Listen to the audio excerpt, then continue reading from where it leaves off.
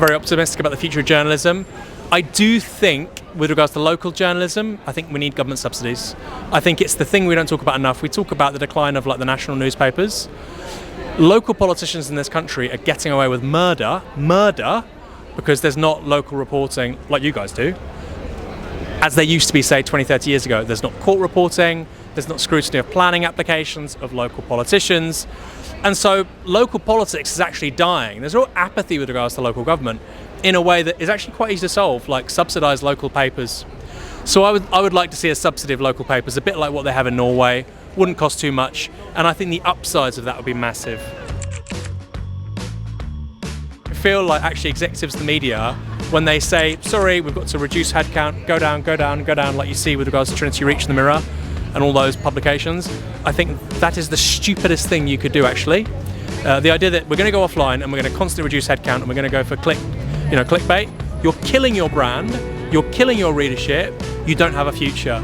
So I think problem solving, ambition, long-term strategy, those things will absolutely keep the industry on its feet and it will keep people in jobs.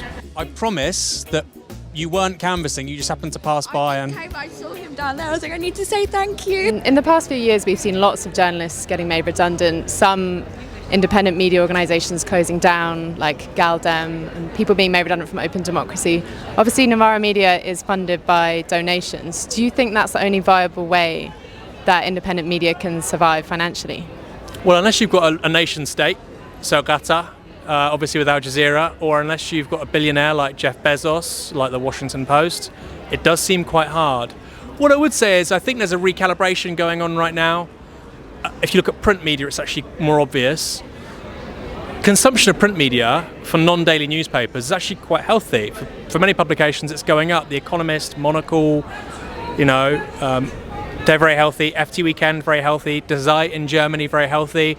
And I feel in a weird way, maybe I'm wrong, I feel like for Gen Z and maybe the ones below them, Gen Alpha, I feel they increasingly treat print as a retreat from digital and mobile internet.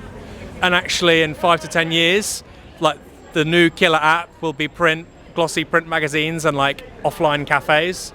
And in a way, I think you already see that in London a bit, but in the rest of the country, you really don't. But I think that might be coming back. So long term, I'm actually very optimistic about print, but it's working its way out. It's not going to look like it was in the 60s, the 70s, the 80s, the 90s, the noughties. I love podcasts, I love videos. I watch loads of YouTube that's not us, but there has to be a place for print, surely. Like, I love reading magazines, I love reading newspapers. There has to be a place. Now look, maybe it's a move away from daily print newspapers, they're not coming back, I guess. But I think for monthly, for weekly, for fortnightly, there has to be. So yeah, we're going to be the future of media in so much as, yes, massive emphasis on audiovisual content. Long form podcasts just seem to be getting bigger and bigger and bigger and bigger. I don't know what the ceiling is with that. But there has to be a place as well for print. For a lot of the media, and it's not for people on the shop floor, but for like the execs and the senior people, they've been making bullshit excuses for 20 years rather than say, this is a problem to solve. And you look at something like Monocle magazine, which on the face of it, I know it does a lot of advertorial with people like Credit Suisse, so it's not a scalable thing for the rest of the industry. But you look at Monocle, they launched in 2008. They launched in the teeth of the financial crisis. They launched with print circulations collapsing. They have a very healthy model.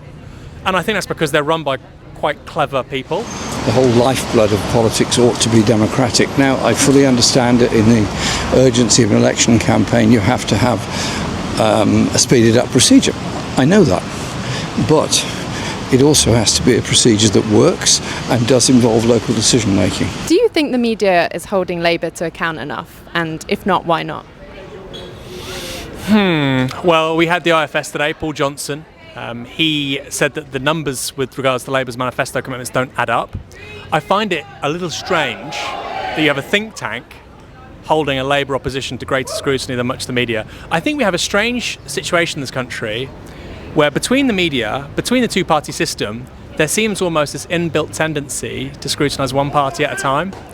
So either it's Boris or it's Corbyn, right now it's Rishi Sunak, and it seems almost immune to the possibility of criticising two parties at the same time, which obviously in a healthy democracy you kind of need.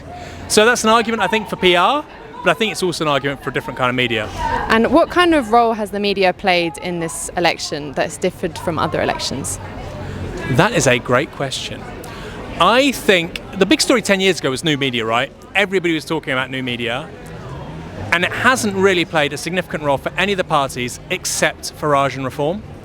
If you go to small town England, which I've had the fortune of doing, go to the Blue Wall, 16, 17-year-old kids will say to you, I'm seeing Nigel Farage on TikTok. Now, I know not many of them vote, but I think that combined with his mastery of legacy media is actually keeping him in the news all the time, and I think it's really going to pay dividends for Reform. Meanwhile, Labour have gone to a very old school sort of campaign, and I think they've played the media very well, broadcast and print. The Greens have had a very low media profile. They're just focusing on these 4 seats, face-to-face campaigning, which I find fascinating. And then you've got the Tories who've had this masterclass in kind of media mismanagement. I suppose another one, of course, is the Lib Dems, who've tried to propel themselves into the national conversation with their Davey making a fool of himself. But yet, in short, not much has been very innovative except Reform, and maybe in a strange way the Greens. They don't care about the national vote. They don't care about trending on Instagram. They care about getting the vote out in 4 seats, and I find that really interesting in its own way.